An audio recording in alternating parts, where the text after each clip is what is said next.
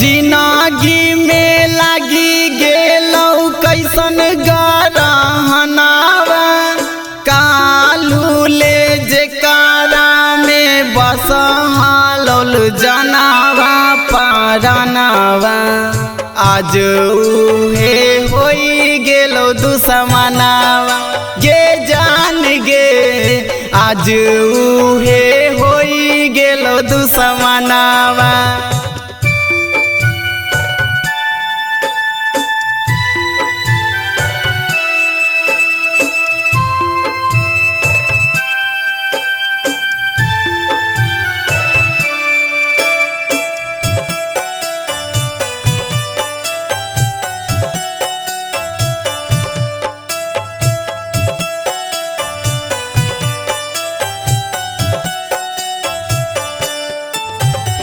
हमें नहीं जानलियो कि होबी ताना कठोर गे जब जब याद आवो गिरे लागौ लोर गे।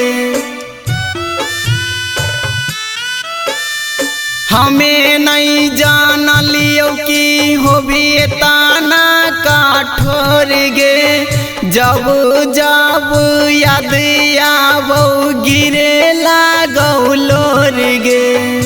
इतने हमारो मानी है कहनावा मारा बहुता भेंट करे अये समसनावा कालू ले जेकारा में बस हालल जनावा पारनावा आज उहे होई गेलौ दुश्मनावा गे जान गे आज उहे होई गेलौ दुश्मनावा।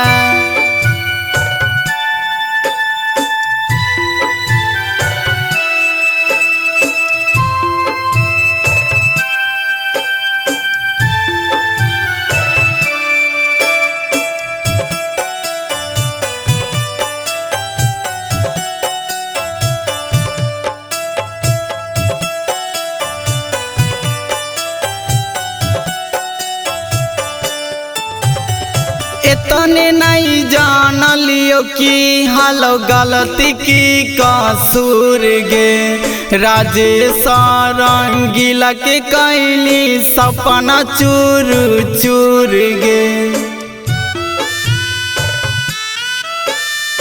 इतने नहीं जानलियो कि हालो गलती की कसूर गे अमन अकेला के कैली सपना चूर चूर गे।